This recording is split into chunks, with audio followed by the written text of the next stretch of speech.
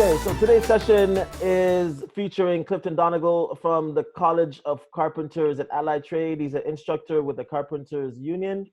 A little bit about Clifton. He's a RED SEAL Carpenter Instructor. He's trained in several disciplines in carpentry, from rough framing, scaffolding, framework, and finish carpentry to estimating and layout. He was born in Jamaica, and he's been with Local 27 since 1994. Welcome, Clifton.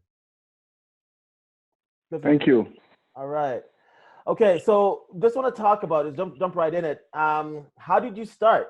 And like, what was your motivation for getting into construction? Well, it's almost like it wasn't even a conscious decision. Back in Jamaica, from I was a child actually, my mom owned a piece of property, and she built little houses. They call them tenement yards. Mm-hmm. So she had little houses that she would get built, and then we as her kids became almost like maintenance people for those little houses. Okay. And without even knowing it, you get to use your hands, you get to do things that you realize you enjoy doing. Mm-hmm. I actually went to a technical high school, which for those who are not familiar with the concept, it's just that it focuses on trade skills, trades ready skills. And from there, I actually went to work with my brother, who owned a construction company. Mm-hmm. I actually started doing estimating, measuring up work, paying the guys, purchasing material, all that kind of stuff. So, and then I kind of transitioned slowly into doing a little bit here and there. And then when I came to Canada in '94, that's when I really started into specifically carpentry, mm-hmm. Which was an easy transition for me. I actually was part of a pre-apprenticeship program, which is one of the ways you can enter or trade from, right? So for me, I'm pretty good with my hands, and I don't know which one came first, whether it's I'm good with my hands because of the early exposure to using them, or I'm just, I don't know, a natural. I'm not sure. Okay. But that's how I started. I've always been somebody who is technical minded and good with my hands. So, you kind of touched on it in terms of measuring. For folks who are interested, can you talk a little bit, because as an instructor, you've worked on with the tools, but now you are an instructor. Can you talk a little bit about the importance of math and measuring for folks who are interested in going into this trade? Well, one of our minimum requirements for entry into our system is grade 10 math. Math is an integral part of any trade, simply because it has to fit. It can't be too short. It can't be too long. It has to fit, right? And our only means of estimating how many tiles go on a floor or how much lumber you need is by looking at a drawing, take the information from that drawing, and make your calculations based on predetermined formulae or formulas, right? So if you're not able to apply that, mm-hmm. then it becomes a challenge.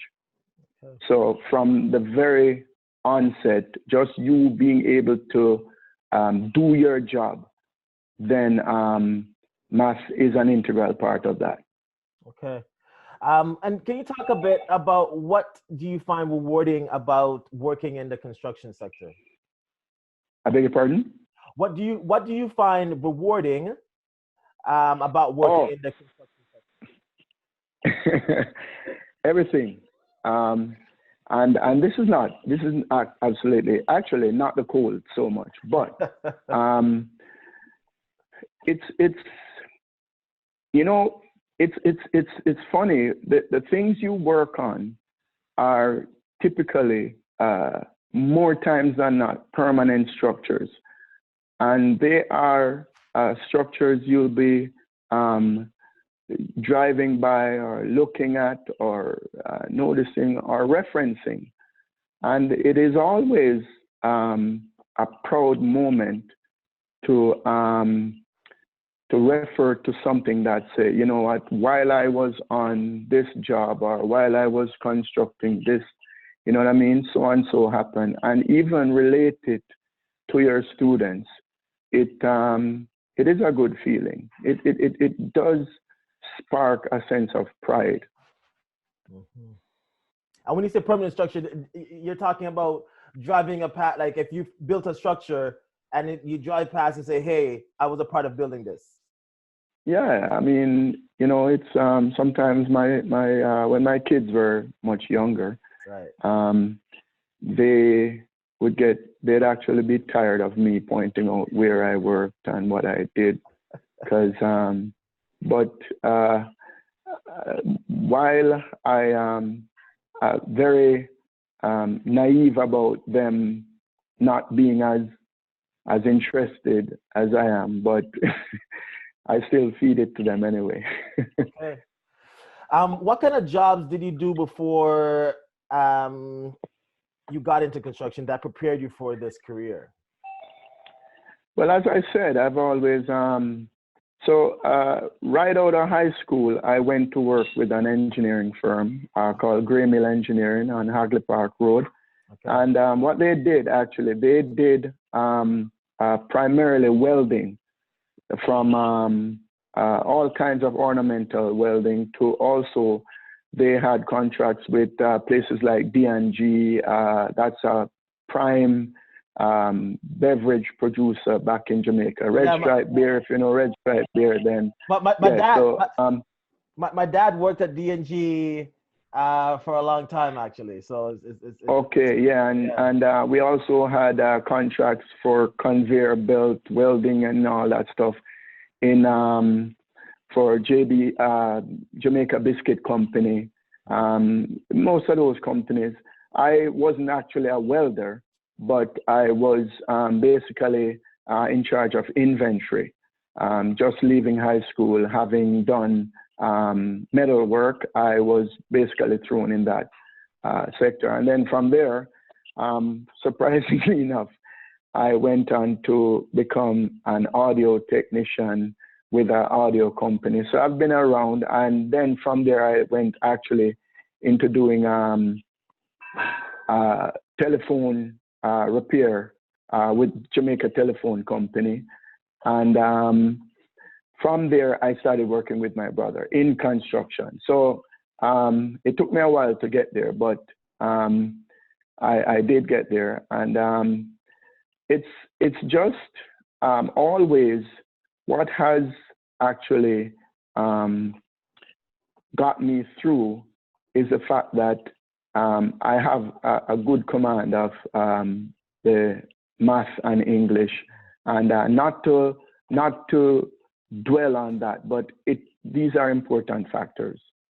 So that kind of brings my next question in terms of when you talk about welding, audio technician, the telephone company, what's the transferable skills that you took from each of these jobs that again took you into like you use in the carpenters as a carpenter? And you said okay, math. So anything else? Communications. Okay. Believe me, you have to be able to communicate and be communicated to, because an integral part of any trade is the relay of instructions and the ability to understand, interpret, and understand these instructions and carry them out as per the person who's giving these instructions. So, and if you don't understand, feel free. Say, you know what, I don't understand. Why don't you repeat to me, right? So these are communication. I think is again another critical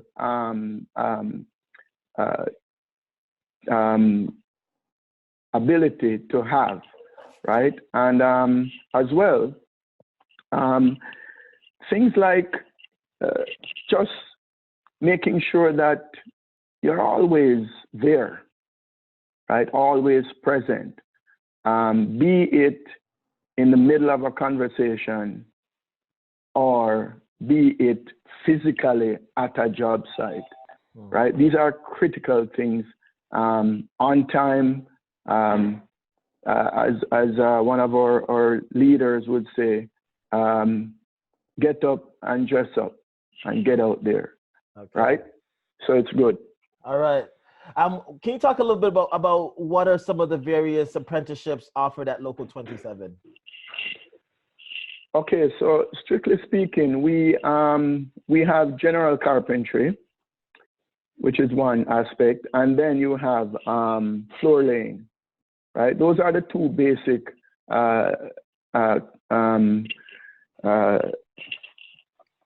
apprenticeships that we offer. In terms of general carpentry involves framing, it involves exterior finish, scaffolding, formwork, finishing, and interior finish as well. So when you talk about each of those categories, they're quite extensive. Because when you talk about exterior finish, you're talking about siding, anything that puts that finish facade on the house, with limitations as well, because we wouldn't do brick veneer finish, for example. That would be the bricklayers, right?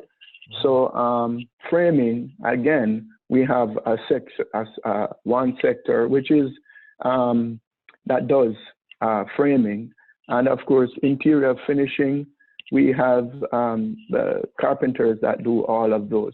So while there's always that possibility for you to get into specialized areas, but general carpentry is still one big umbrella that encompasses all these. Okay. Can you talk about, well, the question is, can one become a journey person in this trade? Oh, absolutely. It's automatic. If you serve an apprenticeship right through, there are 4 levels for general carpentry, and then 2 levels for flooring, right? As far as general carpentry is concerned, as long as you serve your 7,200 hours, you can become a journey person. Now, if at the end of your, or somewhere between 5,400 hours and 7,200 hours, then you can challenge the RED SEAL, and that basically is just another notch that will actually it almost tells your employer that, look, I'm qualified to do this, or I am at least knowledgeable in this area. So it's almost like I equate it to you having a Bachelor of Science in communication, for example. Nobody's saying that you're going to be an expert at every aspect of communication, but it does at the very least say to you or say to your employer that, look, this person has the ability to transition from any area of carpentry, basically interior finish, health and safety, framing, finishing, all that. And at the very least, they have the capacity to learn and develop as long as you give them a little bit of time.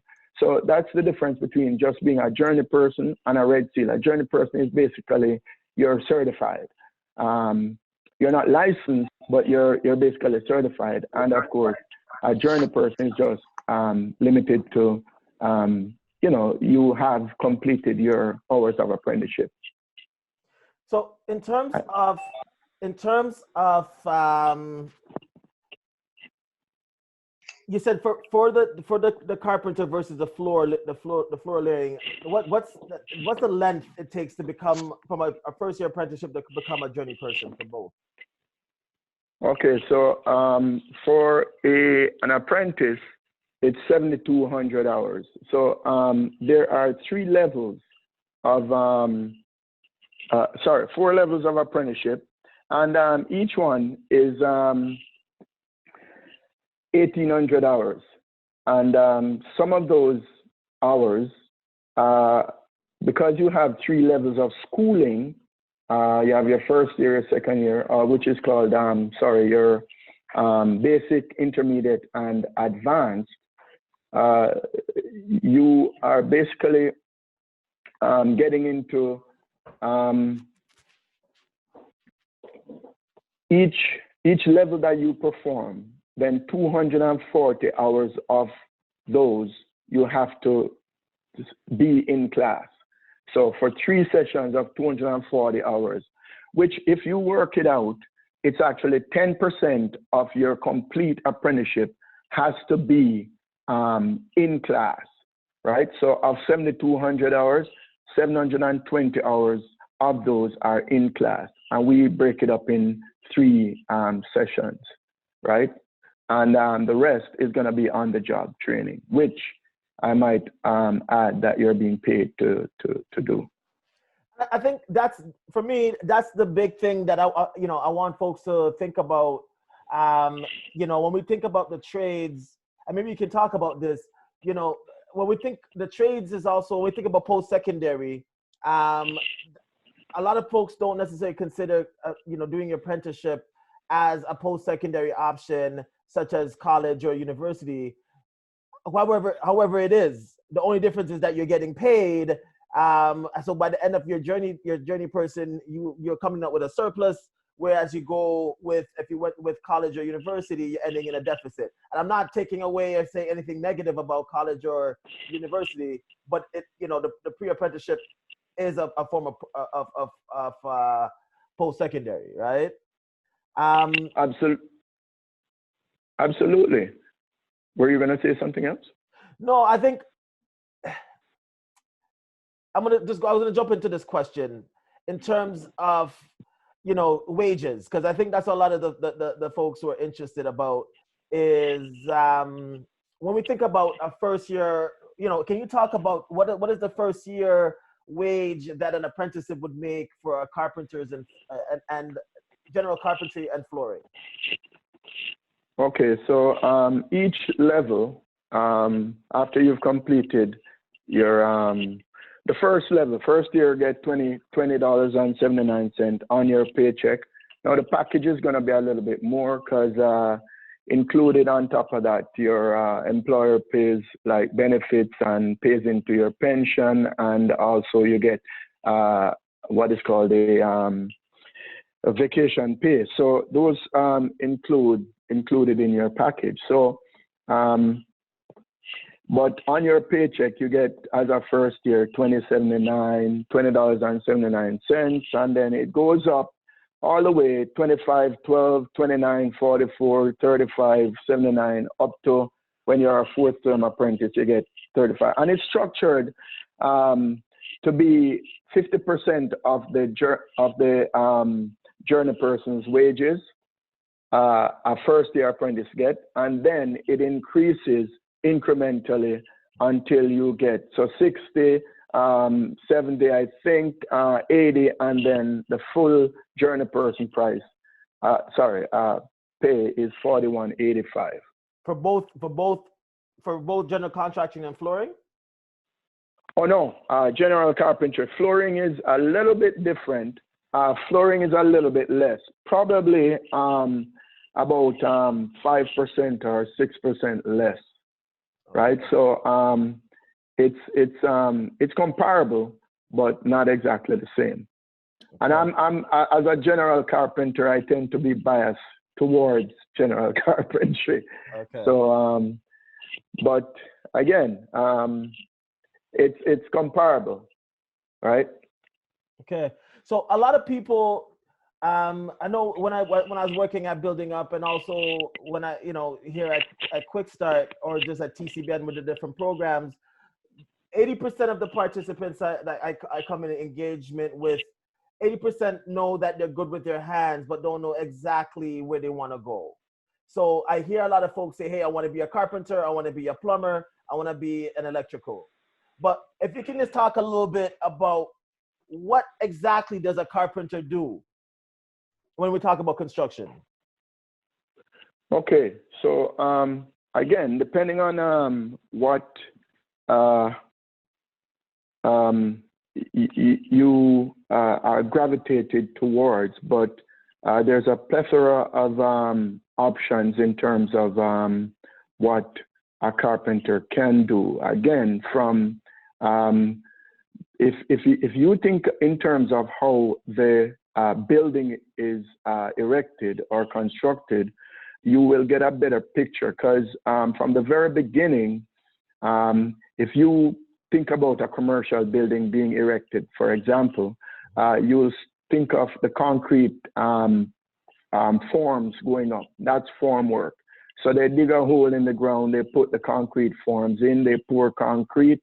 The rebar guy comes in, puts in his, and the electrician and all those people come in and put their services in place. We close it up, it gets poured. And then from that stage, you may have things like doors, or even before you get to that, I should mention actually that 675, another local, is also, which is a drywall, like drywall and partition union. They basically are an integral part of us as well, but that's a different story. All right, but in terms of building, from again the construction, the scaffolders putting up scaffold to access certain things.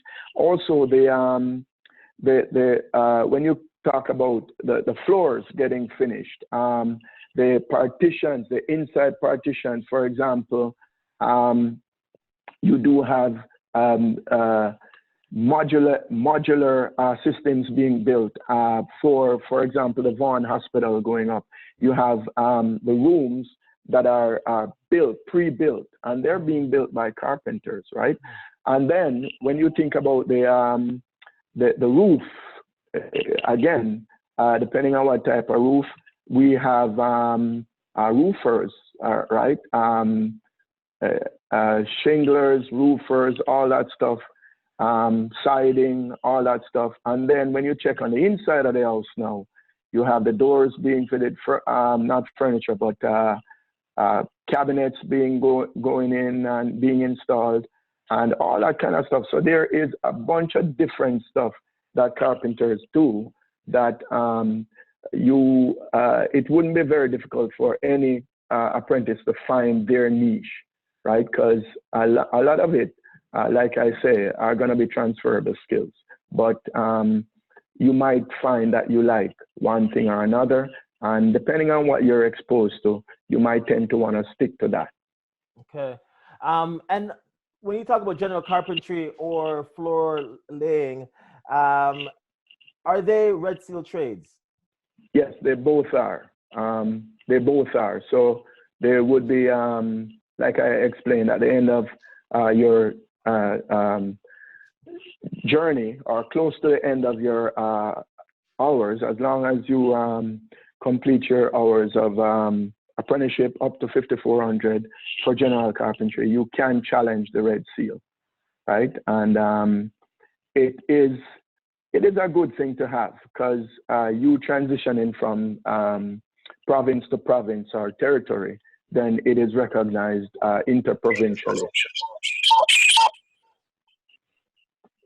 Okay. And can you talk about if there's any, so I see, okay, I see a question from Paul, but I'm going to ask Paul to wait until we open it. We soon get to the question and answer period.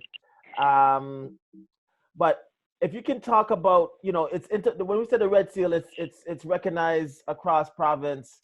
Do you know folks who've taken their Red Seal and went across borders with it? It's beyond this. Remember, each jurisdiction have their own, variations of their own rules. So once you go across the border, they're not obliged to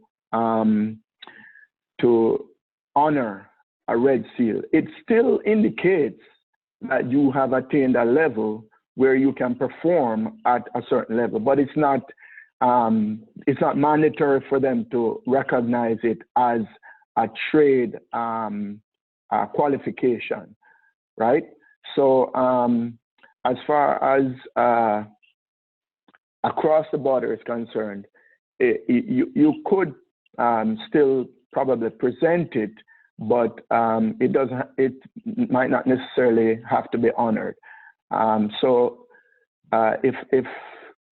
If they would probably recognize that, again, you have attained a certain level, but it not necessarily is going to carry much weight in terms of, their rules across the border. No, I appreciate that. What is the intake process for folks who are on the call who might be interested in entering this trade? Well, you have a couple of ways that you can go. Typically, there are, like the way I came in, pre-apprenticeship, right? Mm-hmm. There's also what we call OYAP program, where it's Ontario Youth Apprenticeship Program. And pretty much what that is kids that are, or children, youth, I should say, that are in their last year of school. They can actually apply to do the basic schooling, and it becomes integrated into their schooling, which actually, sadly enough, I was in the middle of one of those OYAP apprenticeship intake when this all happened. And it's kind of put things on brakes. So, but the OYAP program is one. And of course, if for example, you know someone or you have somebody and you have been working with a company that either has become a signatory or is going to be a signatory of the Local 27, then you can automatically become an apprentice. And as well, so if you get hired on by a signatory company or contractor, then you can become an apprentice. And the fourth way is you can just come straight off the street. You have to provide, again, some documentation that you've been actually working in the field of carpentry, and you submit an application and it will be reviewed, and you'll be allowed to do your apprenticeship. And just to clarify, when you say OYAP in the school, we're talking about high school students, correct? Yes, they're high school students, and they typically go through the same basic program that we teach. And if they're successful, then they have the opportunity to transition right into the workforce if that's what they choose. Okay. So this is the final set of questions before we open it up to the callers. And this is sort of the tips, First of all, are there a lot of women in the trade, in this particular trade?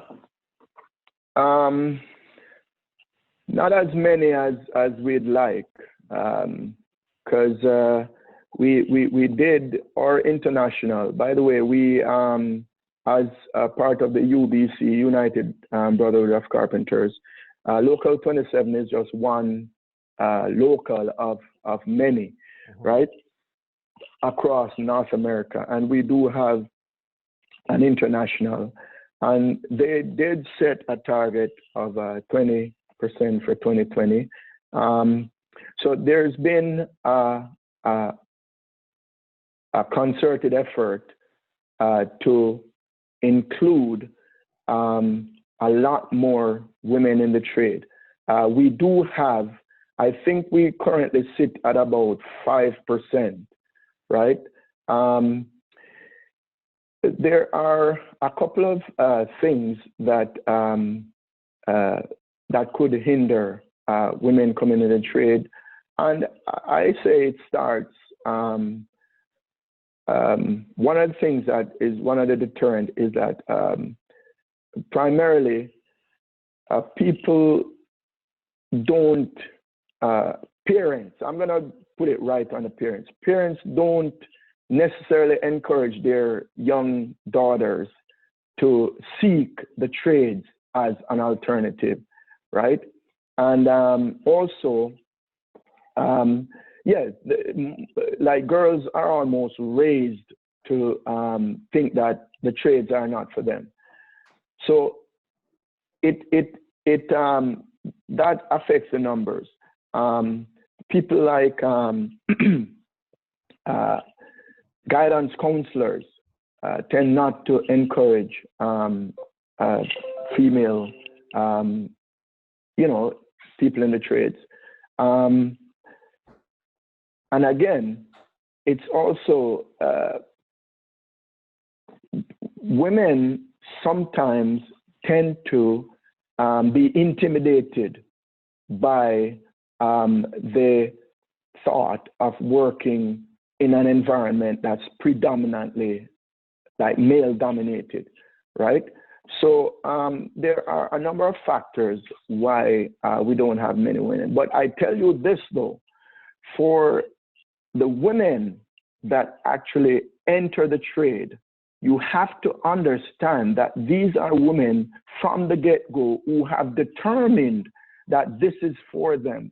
And they are more likely to succeed in the trade because of one, their determination, one, their minds, two, their mindset, and three, to be honest with you, most women that I've worked with, believe me, their attention to detail is phenomenal. They will produce like you wouldn't believe, right? So it's not that women are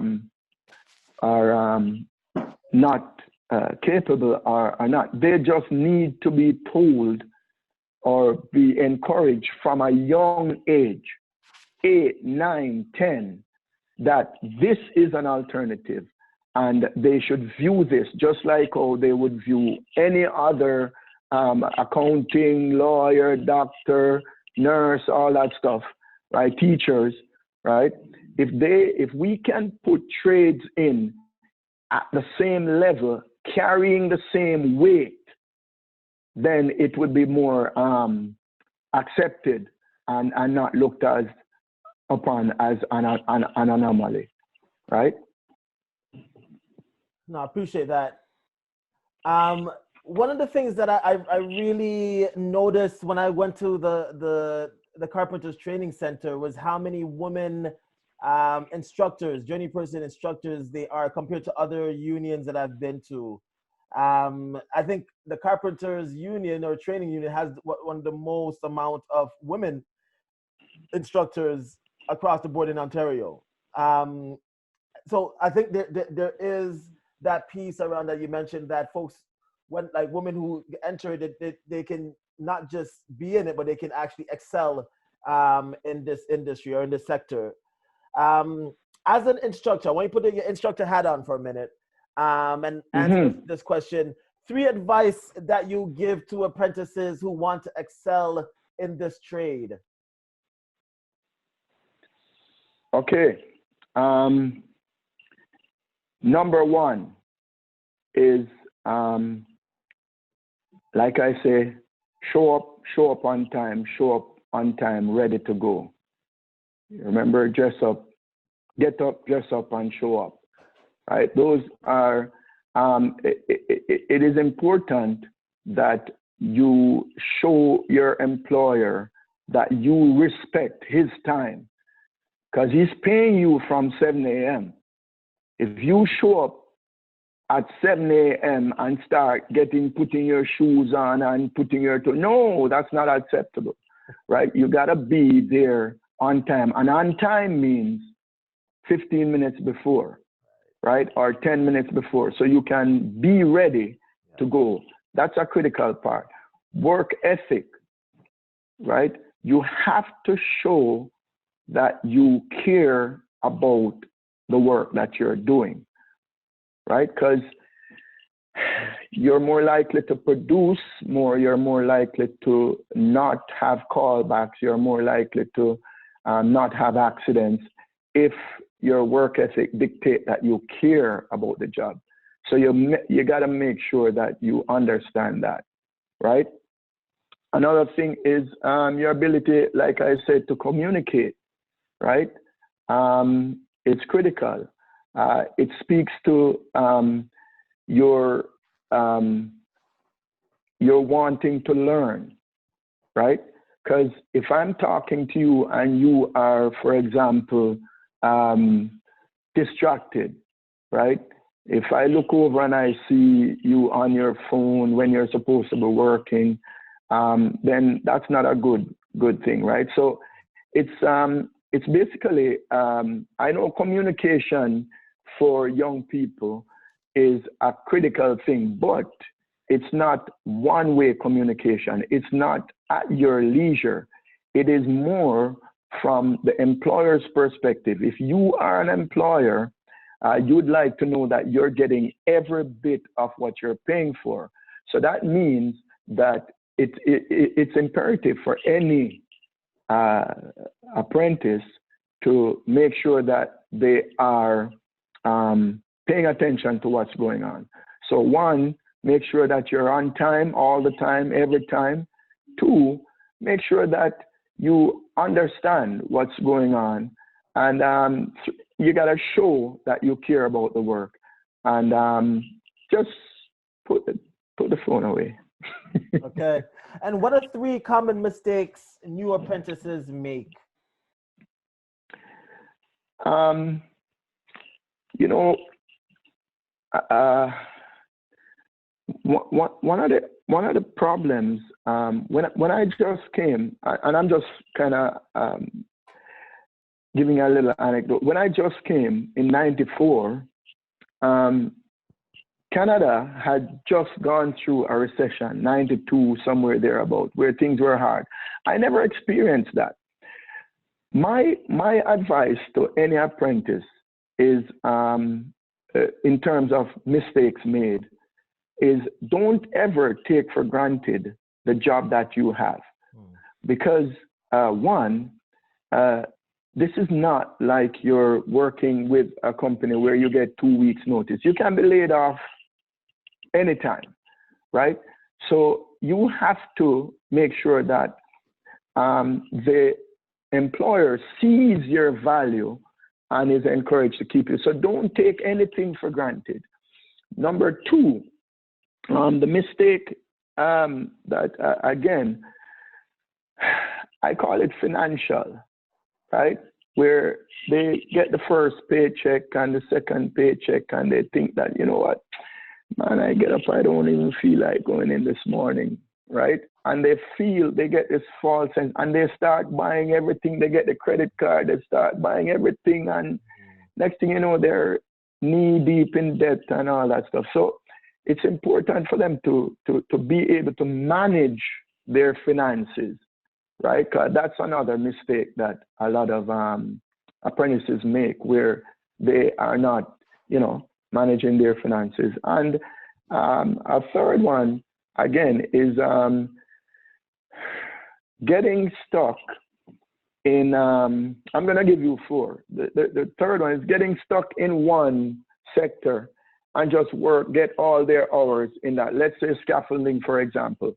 They've done scaffolding all their apprenticeship life. Now they basically know nothing else. And it's not that they're not capable, but it's just that sometimes for you to show up on a job as a journey person, but not capable of doing formwork because all you've done is scaffold, it's a little bit hard for a contractor to pay you journey person rate when, in fact, you don't even have first year experience. You see what I'm saying?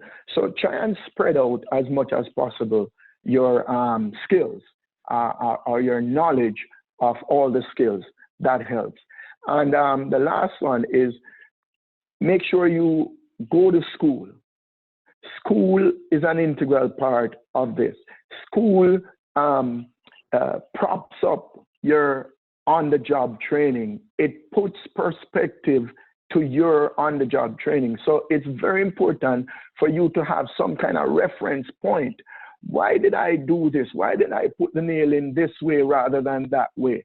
School kind of puts perspective to what you've been doing out there. So it's an enhancement to your practical learning out there, right? So it's important to go to school at the right time in terms of doing your in-class apprenticeship. Okay, so there you go. Thank you for that. What kind of opportunities are there for people who want to get into this trade, whether they're in their 20s, their 30s, or their 40s, or 50s? Okay, so there are, like I say, one of the easiest way to get in is, apart from the OEAppers who get their everything basically for free, is if you come through a